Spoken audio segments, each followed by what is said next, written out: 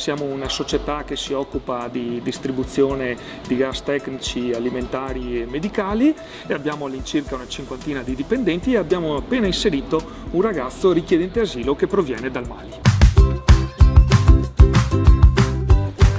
Ecco Cissé al lavoro. Ciao Cissé. Queste sono bombole? Sono bombole che servono per la gasatura domestica dell'acqua. Un nostro progetto di sostenibilità ambientale e anche in questo caso Il lavoro che deve fare Cissé? è un lavoro di riempimento. Questa è una filling station. Serve a riempire i gas CO2 in questo caso, che serve e va addizionato all'acqua. È un progetto assolutamente innovativo, peraltro è una tecnologia completamente italiana che è un'eccellenza nel mondo. Nell'automazione il nostro paese è in un'assoluta leadership. Adesso vogliamo ascoltare la storia di Cissé.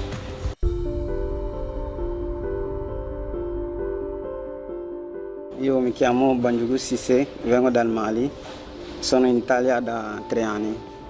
Allora, sono arrivato in Italia nel 2018 da Pozzallo ovviamente e dopo sono stato trasferito a Cona per 2 mesi. Da Cona sono stato trasferito a Noventa di Piave dove sono stato affidato ad una cooperativa sociale e di là ho avuto questa opportunità di formazione con Appin Industrial Service, dopodiché sono stato assunto qua in Tergas, grazie a loro. Tu sei uno dei tanti ragazzi che sbarcano nel nostro paese con tutti i sogni. Com'era la tua vita nel Mali e com'è stato il tuo viaggiare qua in Italia, con che speranze? Allora, la storia in Mali è molto complicata e non mi posso permettere di raccontare tutto qua, ma è una storia molto molto difficile in Mali, la situazione era peggiore e quando sono arrivato in Italia ho avuto tante opportunità di formazione di scuola che non potevo avere in Mali perché visto la situazione del terrorismo là non è facile. Il viaggio com'è stato? È stato molto duro, ve lo confesso, è stato un incubo molto grande. Ma tu hai pagato per venire in Italia? Sì, diciamo di sì, ma la storia è un po' lunga e complicata, quindi... Ma sono le famiglie che vi aiutano a cercare fortuna altrove? Sì, delle famiglie e anche degli amici tra di noi ci aiutiamo, perché stare in Libia è come un inferno, quindi cerchiamo sempre di venire avanti. Da quando sei arrivato in Italia, tornare indietro è quasi impossibile, quindi l'unica via di fuga è il mare per venire in Italia. Ed è terribile il viaggio? Sì, molto terribile. Hai mai pensato di non riuscire a farcela? No. Allora, quando io ero sul mare pensavo che non esisteva più la terra piatta, perché era la mia prima volta di vedere il mare, non avevo mai visto il mare. E l'hai visto in condizioni, immagino, terribili, vero? Molto terribile, sì. Quanti Purtroppo. eravate nella barca? Allora, il numero giusto non lo so, ma eravamo in tanti. Un viaggio terribile, guarda che la mia prima volta di vedere una persona morta era quando ero sul mare, purtroppo, perché stava male e al momento dell'imbarcazione verso il nave è morto, sono morti anche altri di là.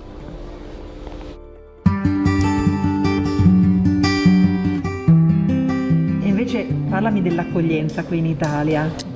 Sì, allora diciamo che l'Italia è un paese molto accogliente e ringrazio l'Italia per l'opportunità che ci danno tutti i giorni, vi ringraziamo tanto. Senti, ma tutto questo razzismo di cui si parla, c'è? Sì, allora il razzismo c'è dappertutto, anche da noi, ma c'è gente che ci vuole bene, ho dei bravi colleghi con quali ho un bel rapporto e contiamo su questa gente, quelli razzisti li lasciamo con la loro mentalità. E nei tuoi sogni cosa c'è in futuro?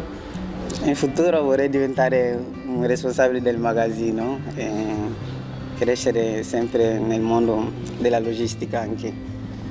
Ti senti un po' italiano? Certo, ho imparato la lingua quindi mi sento un pochino italiano, anche se non ho ancora la cittadinanza. Il mio sogno sarebbe diventare un cittadino italiano un giorno.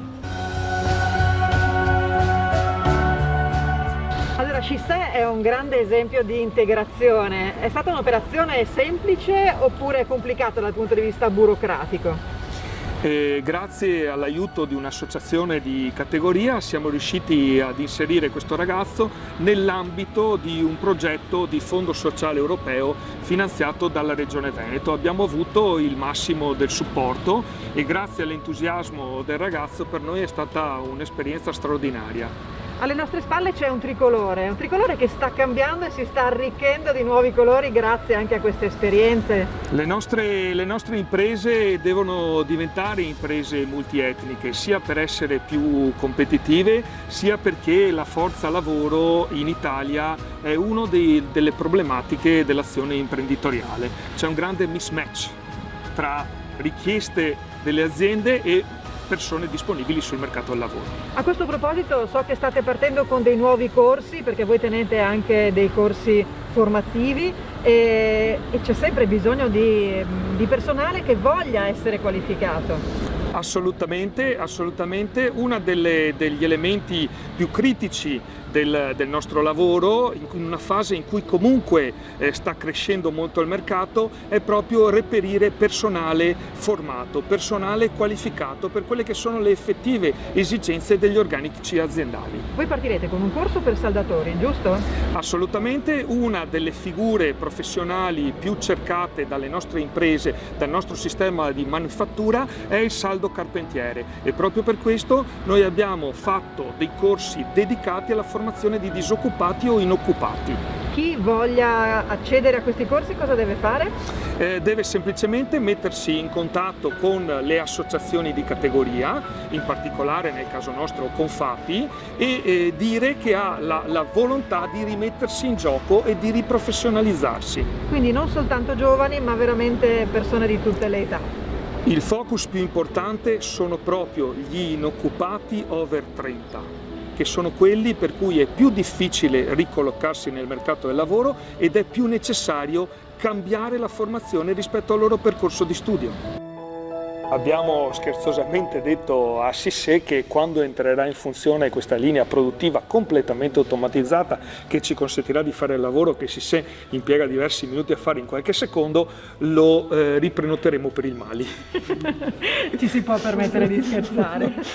È un bravissimo ragazzo. Grazie. E in realtà la crescita si può fare all'interno di un'azienda. Ne siamo assolutamente orgogliosi e in questo paese per le persone come Cissé che hanno voglia di rifarsi una vita e che hanno desiderio di riscatto, questo può essere un paese di grandi opportunità.